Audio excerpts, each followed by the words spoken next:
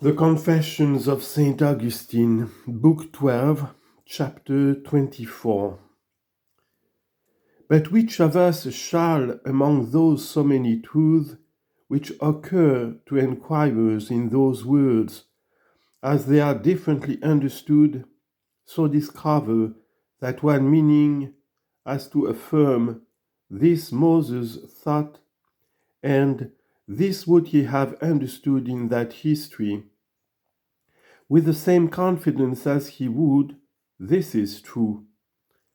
Whether Moses thought this or that, whether Moses thought this or that, for behold, O my God, I, your servant, who have in this book vowed a sacrifice of confession unto you, and pray that by your mercy I may pay my vows unto you, can I, with the same confidence, wherewith I affirm that in your incommutable world you created all things visible and invisible, affirm also that Moses meant no other than this when he wrote, "In the beginning God made heaven and earth"? No, because I see not in his mind that he thought of this when he wrote these things, as I do see it in your truth to be certain. For he might have his thoughts upon God's commencement of creating, when he said in the beginning, and by heaven and earth, in this place, he might intend no formed and perfected nature, whether spiritual or corporeal, but both of them inchoate and as yet formless.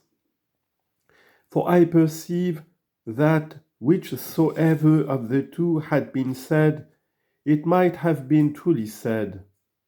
But which of the two he thought of in these words, I do not so perceive. Although whether it were either of these or any sense beside, that I have not here mentioned, which this so great man saw in his mind when he uttered these words, I doubt not but that he saw it truly and expressed it aptly. Chapter 25. Let no man harass me then by saying, Moses thought not as you say, but as I say. For if he should ask me, how know you that Moses thought that which you infer out of his words? I ought to take it in good part, and would answer perchance as I have above, or something more at large, if he were unyielding.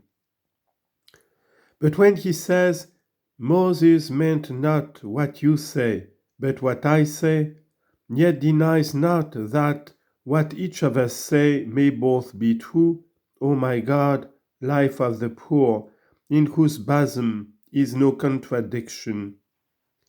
Pour down a softening dew into my heart, that I may patiently bear with such as say this to me, not because they have a divine spirit and have seen in the heart of your servant what they speak, but because they be proud, not knowing Moses' opinion, but loving their own, not because it is truth, but because it is theirs.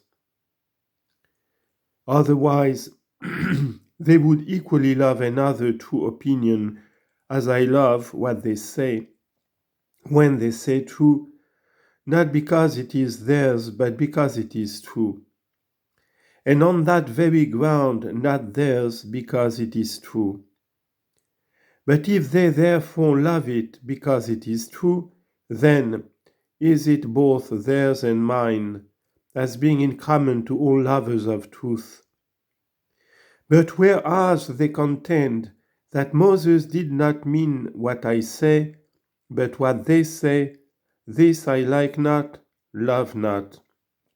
For though it were so, yet that their rashness belongs not to knowledge, but to over boldness, and not insight, but vanity was its parent.